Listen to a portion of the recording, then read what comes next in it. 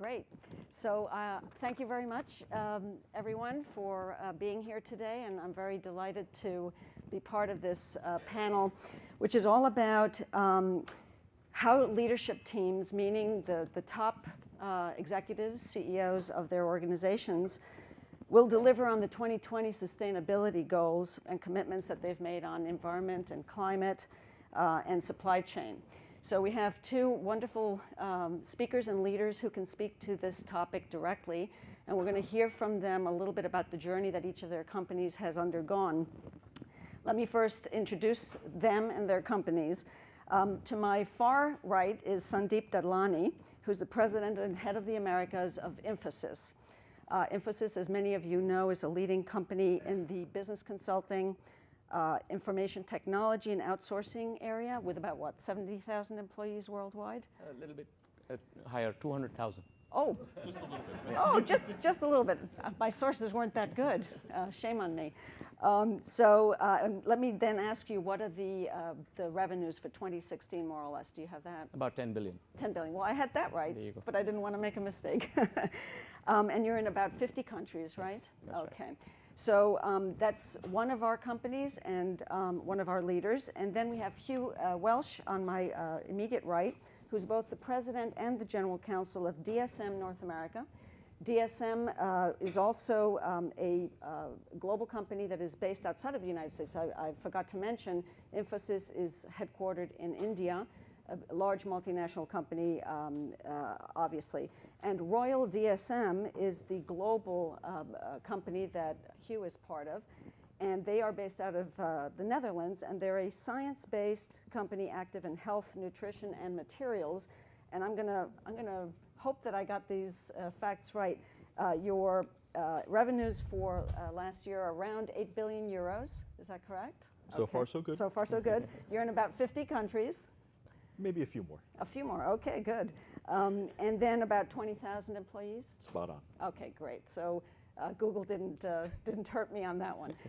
So really what we're trying to do today in this panel is hear a little bit about the journey that each of these companies has had in terms of addressing the sustainability goals that they've chosen to tackle head on.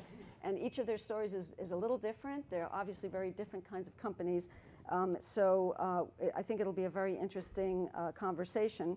I do want them to present for a little while about each of their companies, and then we'll have a little bit of a dialogue, and we'll open it up to questions as well. And what I would like to do is ask them to basically start with, how did you, your company, decide to address a sustainability goal, and why? What was the purpose, the motivation?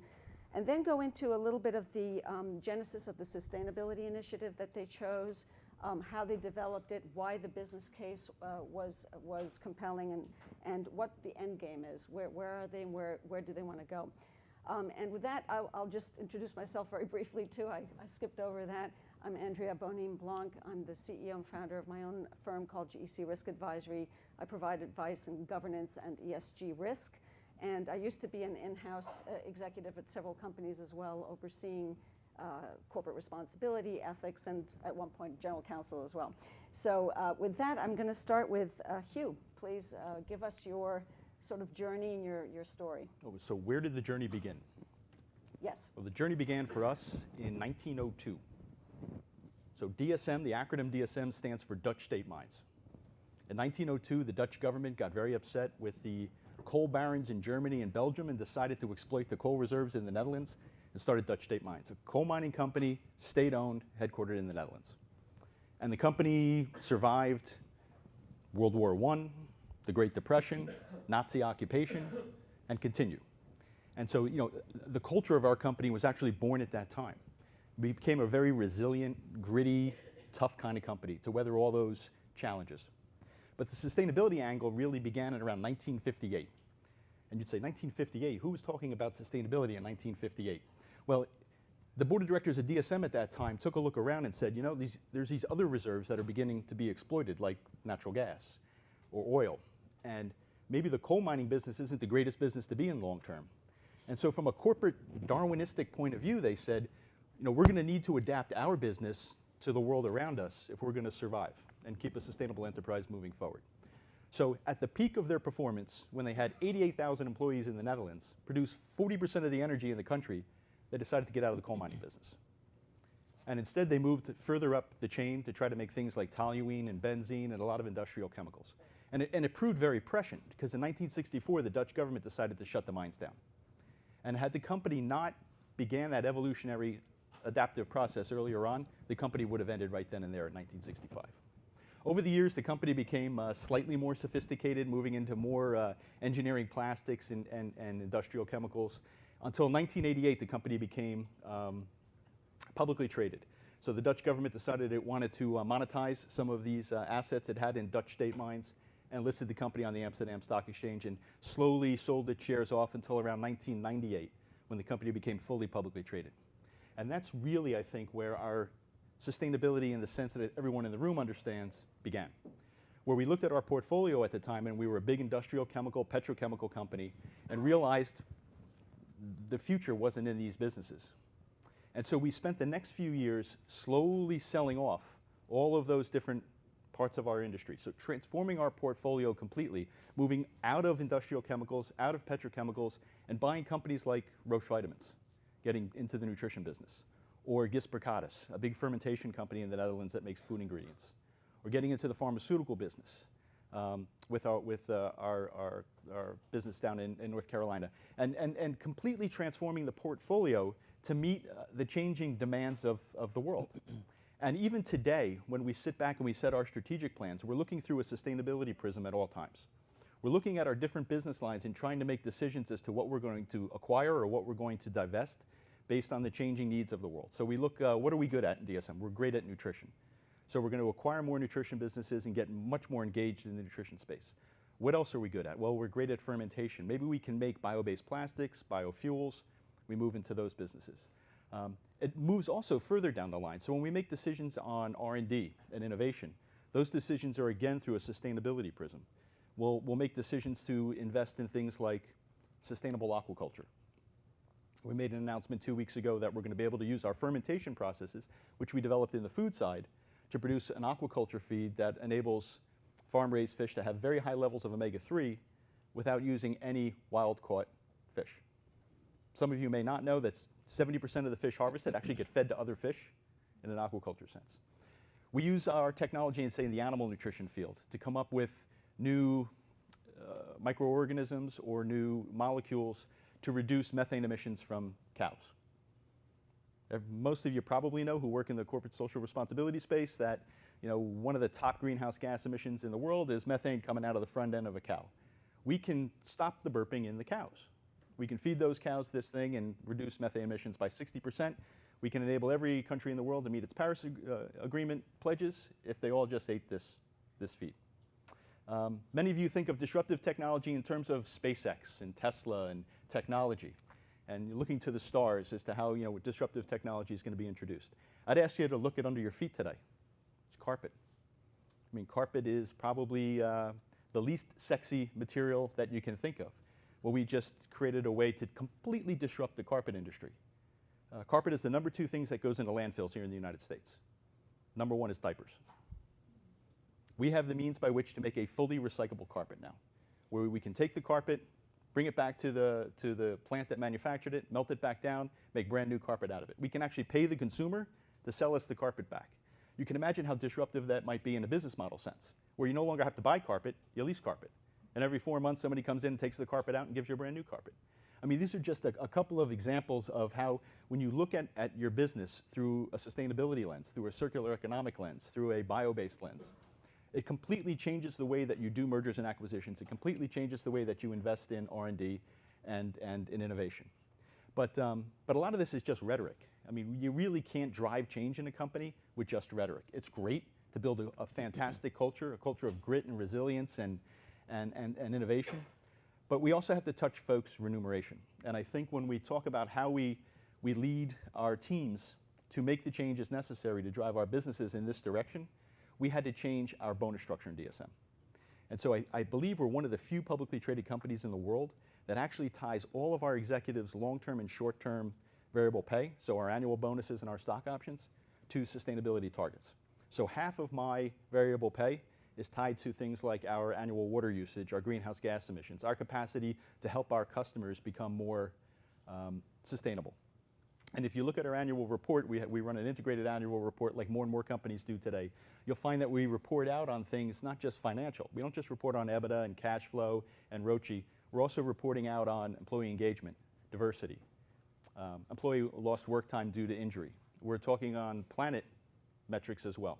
So greenhouse gas emissions, water usage, our capacity to move more towards renewable energy. And so why do I share our sort of journey in this space from a business perspective? It's to encourage those of you who work in a CSR field to keep at it, knowing that in a Darwinistic sense as well, your jobs are going to go away. They're going to go away. But they're going to evolve into something different. They're no longer going to be part of something at a corporate communications group or off to the side preparing an annual sustainability report. They're going to be key to setting the corporation's strategic direction going forward. They're going to move much closer to the C-suite than they are today. So I'll stop there. I don't want to take much more time. Yeah, it's all about integrating sustainability into your business and your business activities and operations. And it sounds like everything that you've been doing really has a sustainability thread throughout it, right? In terms of any new products and new services and companies that you're looking to acquire. It's not just sustainability, I think, in the traditional sense that I've heard over the last 2 days here. It's actually creating sustainable business models so that our enterprise can endure. And there's got to be a business case behind everything that we do. Yep. But it's, again, to continue that adaptation, that evolution, and that agility so that 115 years from now, I'm probably still sitting here because we make parts that can keep me going. I can explain that DSM is a 230-year-old company, you know, continuing to evolve. That's terrific. That's a great journey and a very varied one, an interesting one. Sandeep, share with us the journey that Infosys has gone through on sustainability. Sure. Thank you, Andrea, and thank you, Hugh. Actually, I wanted to mention last year in Rotterdam, I was at a climate leadership conference, and it was a similar setup. And next to me was Faike, your CEO, Royal DSM CEO. So I heard the story, the Royal DSM story. This year, early this year, I was in a conference at Carbon Price Leadership Coalition in Zurich, and Geraldine, your CFO, was there. So I heard the DSM story. So when you started, I was like, okay, I can say this story. But, Then we must be doing something right. Hugh, you explained it. Even I hope better. I told it the same way. I mean, Even better, I must say. So we admire Royal DSM. It's a fantastic company, and what a great story. Well, ours is, we are a much younger company. We were born or founded in 1981. There were 7 founders who borrowed money from their wives and put together this, it's true, $250 in all. And they wrote down the principles of the company at that time. When you have $250 and not much to go by, the 4 principles they wrote down at that time was predictability, profitability, sustainability, and de-risking. So PSPD became the 4 principles of the company right from when we had nothing. And then very early we founded, before we were like $100 million, we founded something called Infosys Foundation, which really was towards community giving and ecological coexistence. Something that were fundamental Indian values, but we grew that way very early in the cycle. In the early 2000s, sustainability became more fashionable, and people started talking about it. And we already were taking on goals. So in 2008, we came out with our first sustainability report, and we started setting goals for ourselves. The one goal we said was we will be carbon neutral by 2018. When you set those goals in 2008 or 2011, it sounds very ambitious, but now we're in 2017. This is like next year. This is like 7-8 months away. We will be carbon neutral before next year, and that was an ambitious goal. The other goal we set was our per capita energy consumption would reduce by 50%. Now these are software developers all over the world, analysts, software developers. They use computers. Computers suck energy out of the system. They're data centers. In some sense, this is energy intensive as it can get. And we said per person, unless you keep them off their computers, which would be a bad idea, we will reduce their per capita energy consumption by 50% by 2018. We achieved that goal 2 years back in 2016, so we were ahead of time in that sense. We also said we will reduce our per capita water consumption by 41%. We've already achieved that goal as well. So we we started setting these goals and publishing all our metrics to the entire world around us. In 2014, we joined RE100. This is the first Indian company to join RE100. In 2016, we were at the Carbon Price Leadership Coalition. We joined that. And earlier this year, we actually declared an internal carbon price, which is important. Because when you're taking any decision, any business decision, oh, let's set up a center in Argentina, or let's set up a new business in Africa, or let's set up a new venture here, or let's acquire this company, you start putting a carbon price for every decision you take. And that's the price we set up early on. But all that's good stuff. All that's looking backwards. You know, Steve Jobs once said you can connect the dots looking backwards, not forward. What is it like within Infosys? Is this a sustainability department? Oh, those guys are the sustainability guys. We are just, we just come to work. If you immerse yourself into an Infosys campus, you'll see 45 million square meters of space across all campuses put together, all engineered and data-driven. And this is a technology company, remember. So there's sensors all over, and everything moves right through to a command center in Bangalore. And you have to visit this command center to see it.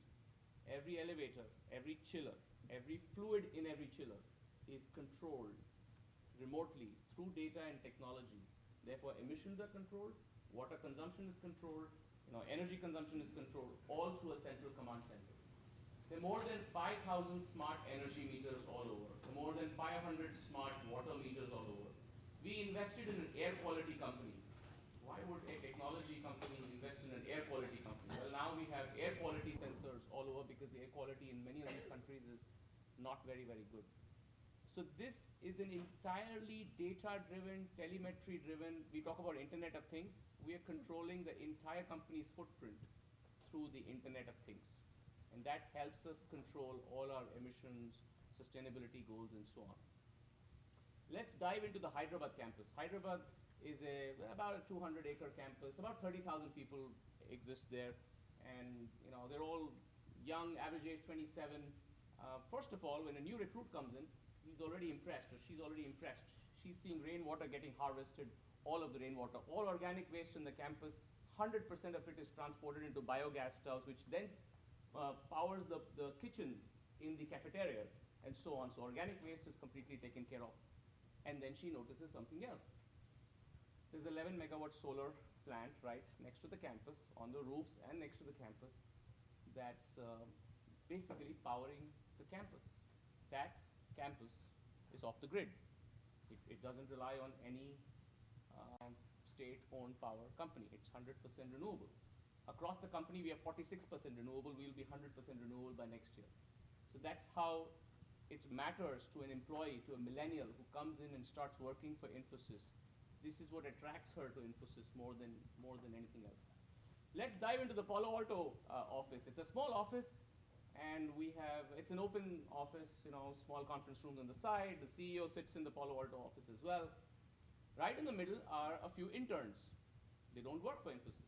They actually are interns from local universities. We paid them $5,000, and one of our agricultural client companies in Europe told us, well, we are working on a concept of a digital farm. Our scientists are working on a digital farm, which is completely sustainable. So we told these interns, can you build a digital farm? They said, where? We said, here. Like, where here? Right in the middle of the office. So they went to Home Depot, they went to Lowe's, they picked up hydroponic equipment, they picked up some solar lights, etc. And they failed disastrously over 4 weeks. And then they tried again, and then they failed. And remember, their budgets are not increasing through this process. By the fourth iteration, they had built a completely digitized farm that controlled the amount of water, nutrition. They had named their plants Audrey, Janice. You want Janice to grow faster? All right, here you go. Boom, boom, boom. Janice grows faster now, and so on. Now, if you go in, this is actually controlled by Microsoft Kinect and the HoloLens virtual reality. You can actually look at a plant and make it grow. We've now transported this plant back to Hyderabad over a 4-acre facility controlled by drones. This is a completely digital farm as much as possible. The point I'm making is this is not the sustainability department driving these initiatives. These are the youngest, the most core of our employees thinking in a very different way, experimenting continuously. two of the inventions that these guys made, not the interns, but some of our employees, one of them was called a Radiflux. This is a unique patent we have filed for radiant cooling. So basically, you don't need air conditioning then. And I'm talking about India, China, campuses where it's usually 40 degrees Celsius plus. And the water really flows through the walls and it's cooled very easily. Another patent we have filed is for retro shade. This is a old buildings. Now, about 30% of our old buildings are LEED Platinum rated, but the rest have to be retrofitted. And so there's something called retro shade that you slap on to an old facade that prevents UV rays and heating from the sun, etc. Many more stories to share. In a nutshell, we really want to inspire the world to be profitable and sustainable at the same time. In fact, it makes a lot of business sense. Microsoft is a client, is a supplier, and is a partner. And they just awarded us with the Climate Leadership Award last year. It's relevant to the client, it's relevant to the supplier, it's relevant to the employees, it's relevant to partners all around you. This is important for doing business. This is almost essential for doing business, not just something that's nice to have. And that's our end goal. We want to be carbon neutral, inspire the world, be very profitable, be very sustainable. Thank you very much. Wow, these are really compelling stories. Lucky to be assigned to host this panel. I would love for both of you to now address something that I think hopefully will be actionable items or takeaways that members of our audience can go away with after hearing your wonderful stories.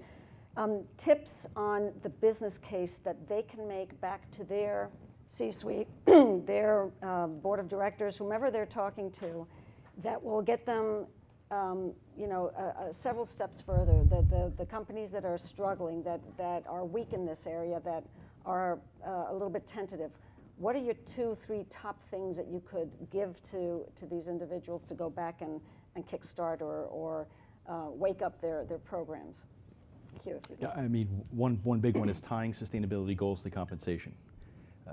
It's very easy when you're sitting in headquarters and you get up and give speeches to talk about sustainability in the context of business and how wonderful it is from an employee value proposition.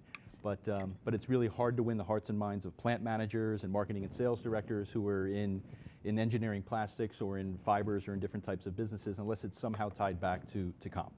And so tying it to their both short-term and long-term compensation, I think makes a lot of sense. And then you will find, as you will in all companies, that those goals get cascaded down to the operator level of the company.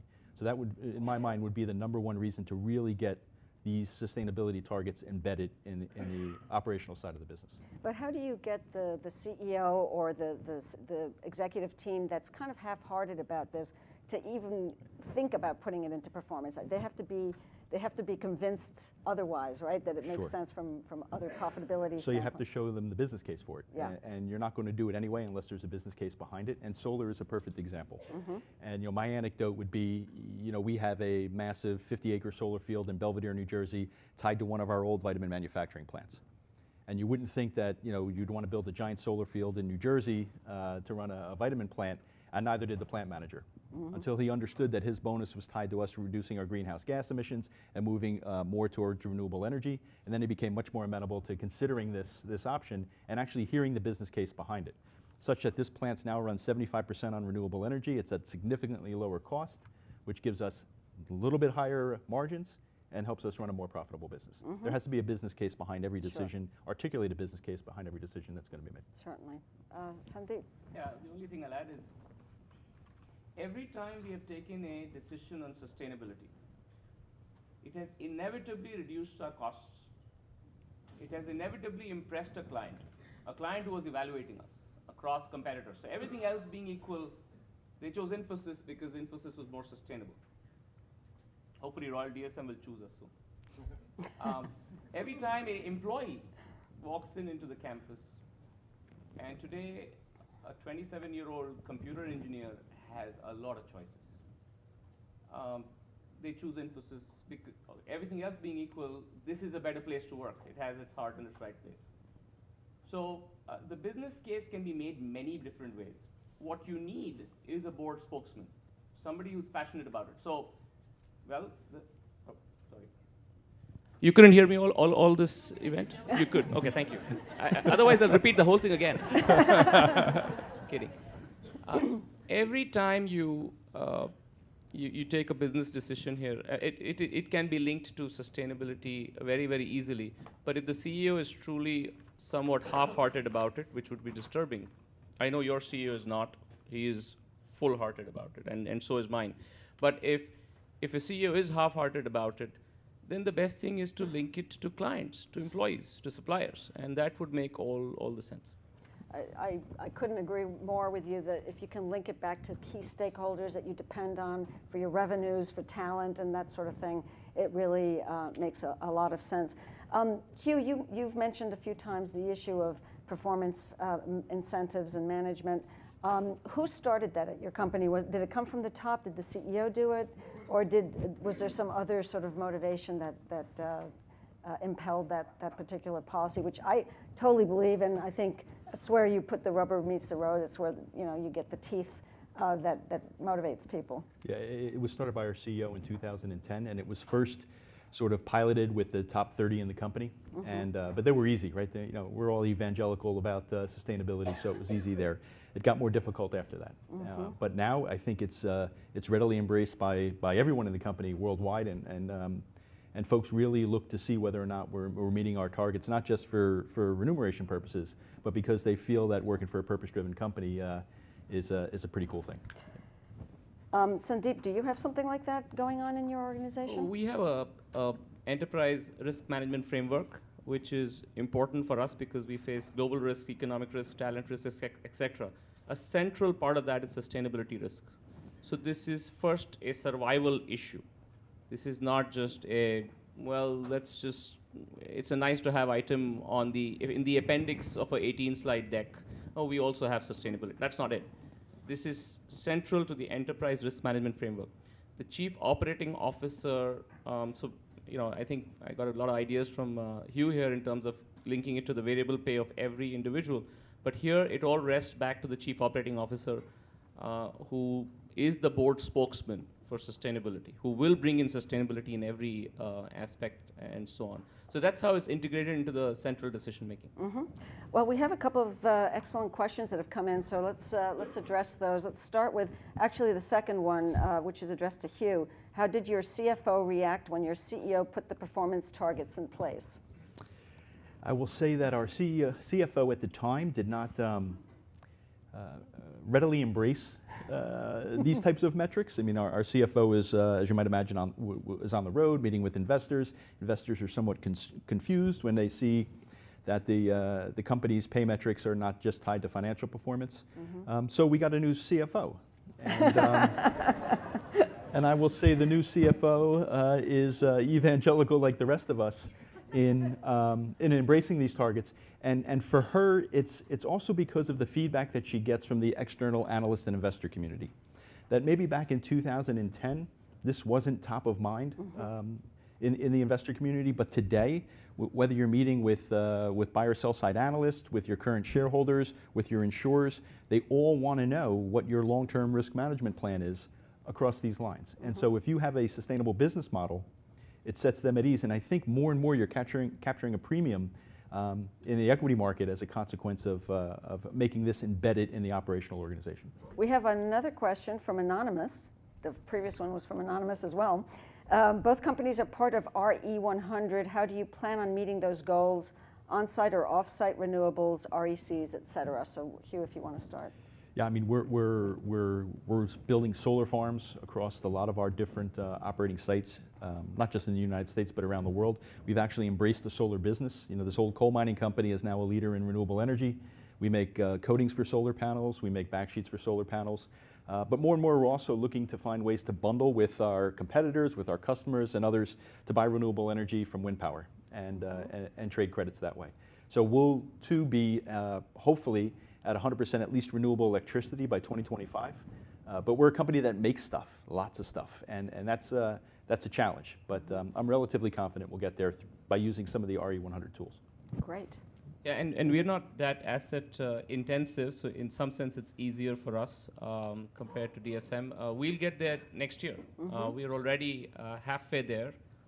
There's some of our campuses that are off the grid thanks to solar. We do a lot of, so if you divide the emissions also into scope 1, scope 2, scope 3. Scope 1 and scope 2, we're already 60% out in terms of emissions.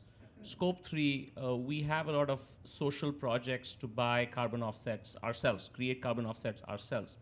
From an energy perspective, we're clear that solar will lead the way, and we're already halfway there, we'll be there next year as well. So, yeah. Terrific. But we're going to need to find a way as a society, though, to put a price on carbon. So both companies have an internal price on carbon because we see it as a means by which to future-proof our companies. We know that it's an inevitability someday. But until we get there, until there's a price on natural capital as well, I think we're going to struggle to see the quick adaptation of all the innovation that's coming. So to the extent that you can be advocates out there to get a price on carbon through the Carbon Pricing Leadership Coalition or elsewhere, I know that we would both probably be grateful. Excellent. What type of price have you put on it? We're 50 euros a ton. Let's go to a question for Sandeep. Infosys, this is from Bruce Clafter. Infosys has pioneered valuation of human capital. How has that helped build the business case? So we obviously are a people-intensive company. We hire at an average 30,000 people a year. And our growth rate has supported that. That's why we're 200,000 people. And we've built basically an engine that gets people in, trains them, and skills them for the future. Now, think about sustainability in a slightly broader context. It's about sustainability of that human capital. Hugh talked about your jobs will be gone in a few years. And so what we are training these people for, well, will probably be automated or redundant in 3 or 4 years. So that ensues a situation where the sustainability of human capital itself is at question. Forget about climate, environment. Are these people now redundant? Are our kids redundant in terms of their skill sets? So we have to think about sustainability here very differently. We have completely overhauled our training courses, our capability courses, and the first thing we teach people, earlier, an engineer used to walk in, we used to teach them Java, .NET, SAP, or Oracle. Choose your poison and then be doomed for life. Now, the first thing we teach them is design thinking. Design thinking is a technique that allows you to find the next problem instead of solving problems. We've all grown up as engineers. We like, solve the problem. Give me a problem, I'll solve it. This is about finding the next problem to solve. The second thing we teach them is around automation and artificial intelligence, so that they are capable and fully enabled to automate the next thing that they're going to learn. That's ironical. They're about to learn something to do, but they are first getting trained on how to automate the very thing they're about to learn to do. But that sets in them a fearlessness that their life and our lives, arguably, will be about lifelong learning and continuous retraining and reskilling. Once they get into that cycle, once they know that every 3 months they have to come back for a course on a digital platform, in their pajamas at night, on YouTube, wherever it is, if they're going to keep learning every 3 months, then this human capital is sustainable. And that's how we help make the case for human capital sustainability. This is a fantastic point. I just want to mention quickly, there's a Harvard Business Review article recently about AI and how do we remain relevant, I guess, in the world that's changing so quickly. And it was a beautiful sort of answer, emotional intelligence, develop emotional intelligence. That's something that we humans will always have, which AI may or may not have, at least not in the near future. Absolutely. I mean, you ask Siri, what is the weather like? It will tell you, well, it's 45 degrees. You ask it why. It cannot give you an answer. Right. That's with you, that's with us. Yeah. So that creative intelligence, that emotional intelligence. intelligence. This is wonderful, because that's the kind of thing that I think all of us who are in this field, we need to keep adapting. Exactly. So the job may leave us, but there'll be other jobs, and we just have to keep adapting. I think you also see more and more companies moving away from traditional performance metrics when they're evaluating talent. And so they're no longer looking at, did you deliver against some sort of financial goal for the year? Have you taken all the courses? We now characterize talent as folks who are the most learning agile. They might not be the smartest or the most technically proficient, but we need really learning agile people going forward. And you'll see more and more of companies investing in those types of people and maybe less in the sort of traditional. Yeah. We have 2 more questions which we'll try to slip in. So the first one, I'll leave the last one, the most explosive one, for the end. Second to last is, do you apply alliances in other countries to duplicate your positive impact, and how, and know how? So in other words, the things that you've been doing in your various centers, are you doing it everywhere as well? Yeah, I mean, in the US, we have a US foundation, and we've partnered heavily with, in the US, the big sustainability effort we are on, besides the carbon neutrality and the renewable energy, is around sustainability of American coding talent. Because we feel American engineers, STEM engineers, et cetera, are shrinking as a population. So we partner with code.org and at least a zillion other nonprofit organizations who actually spread coding and computer education to the underprivileged. Mm-hmm. That is our big focus for the US Foundation. That's an example. We do this in every country. Great. Yeah, I mean, we're the biggest nutritional ingredient company in the world. So we have the capacity to touch everybody every day and make their lives better and allow everyone to reach their full potential. But there are parts of the world where that's not happening today. There are parts of the world where children are routinely stunted and will never have the ability to reach their full physical or cognitive potential. We as DSM just can't be everywhere all the time ourselves. So we have to form alliances and partnerships to deliver our know-how in conjunction with others to find solutions to the problem.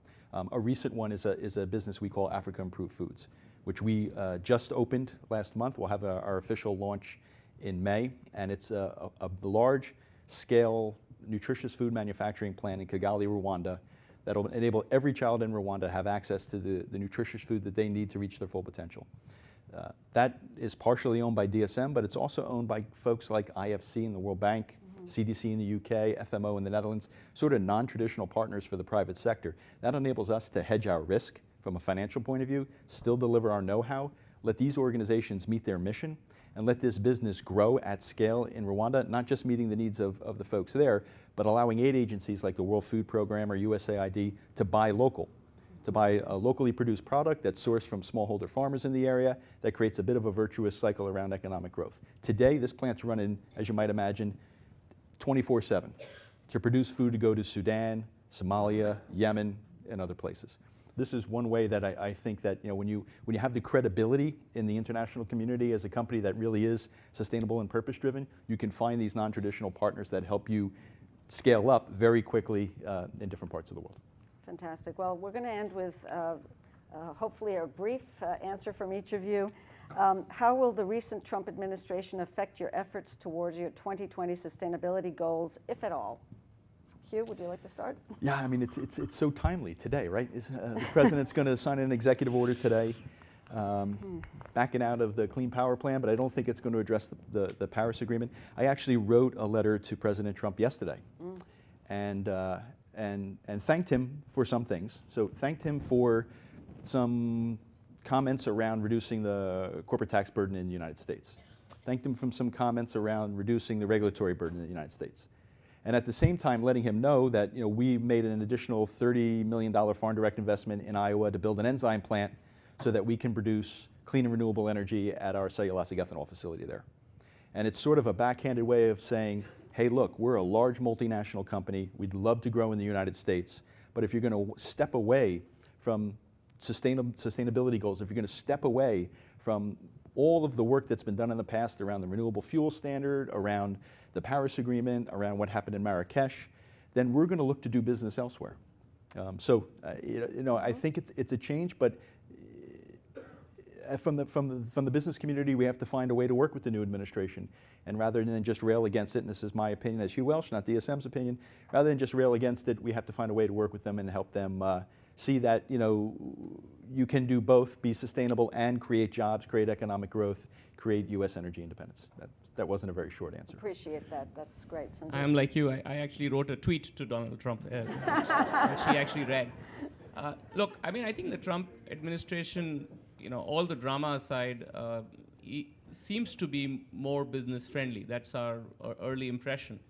What we're doing, regardless of the Trump administration's efforts, is to be more local in more countries as much as possible. So we will be more Dutch in Netherlands, we will be more American in America, and so on. In fact, right now, as I speak, a couple of my colleagues are with 4 state governors setting up new campuses in different parts of America where we find the right talent. In fact, this year, perhaps will be the first year where we will hire many more employees in America than in any other part of the world. That's just how things are evolving as part of our business. As we grow in this new administration, or frankly in any other country, as more protectionist regimes come in, we will continue our efforts to be a truly global company and to be truly local in each country that we operate in. That would mean creating more jobs, more economic growth, and perhaps the same skilling, retraining, AI-based focus, learning-based focus that we have in some countries, perhaps in every country possible. That would be our goal. I'm just going to finalize our thoughts here by saying that certain things are longer term than others. And so the whole sustainability framework and climate change are things that are going to be with us much longer than even we will be around. So with that, I really want to thank our two co-panelists here. Fantastic information. Thank you for sharing your great stories. Thank you.